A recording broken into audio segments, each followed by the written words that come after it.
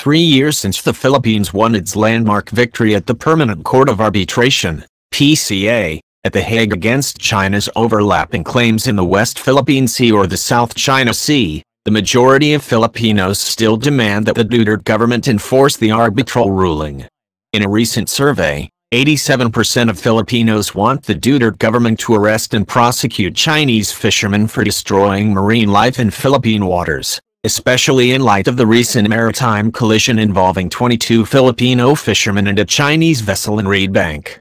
However, whenever a sizable plurality of Filipinos pressures their commander-in-chief to stand up against China, President Rodrigo Duterte reduces the policy options available into a binary choice between war or appeasement. Such an approach seeks to perpetuate a superficial narrative that, in the long run, generates a psychological belief in a false and narrow path to resolving the issue.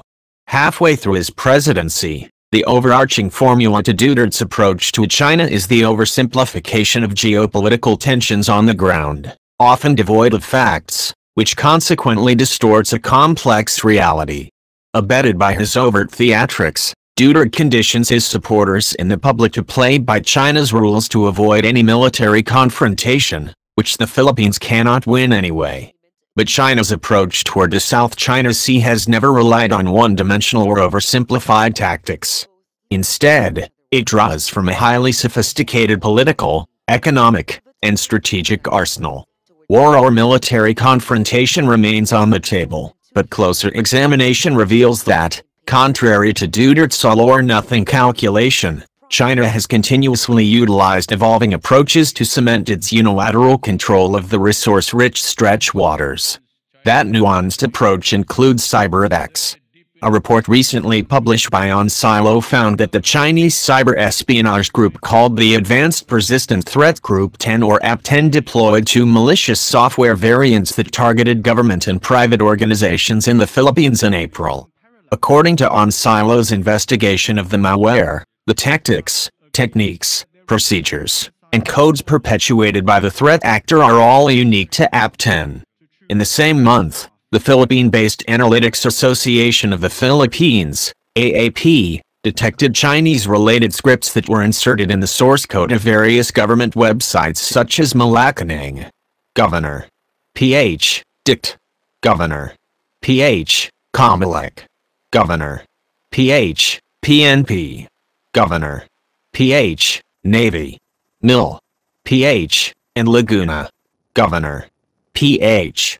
AAP contends that the implemented scripts were aimed to intercept various systems and to collect information from the target users. These incidents are not new. China has repeatedly employed cyberattacks linked to the South China Sea issue. The Philippines and China were involved in a mutual cyber conflict during the standoff at Scarborough Shoal and the Spratly Islands in 2012. However, the re-emergence of suspected Chinese-linked cyberattacks poses an anomaly, one standing in stark contrast to the Duterte government's guarantee regarding China's benign intentions in the cyber realm.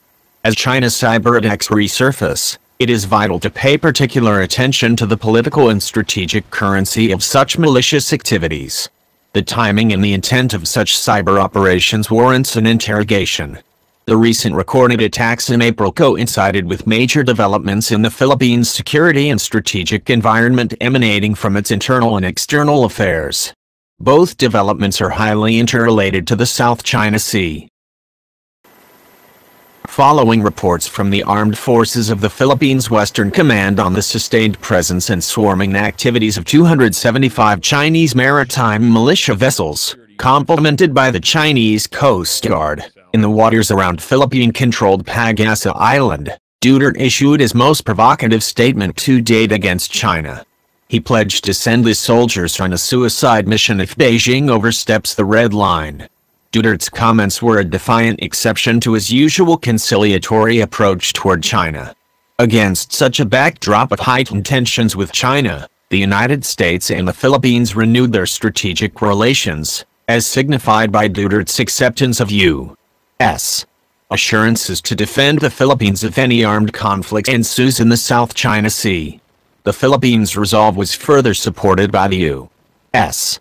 Navy's top admiral, who said the United States would begin classifying Chinese militia vessels as Navy warships. Furthermore, April was also the penultimate month before the finalization of the 20-year negotiation between the Philippines and Indonesia on their maritime boundary treaty based on the 1982 United Nations Convention on the Law of the Sea, UNCLOS. Such an agreement delimits the overlaps in the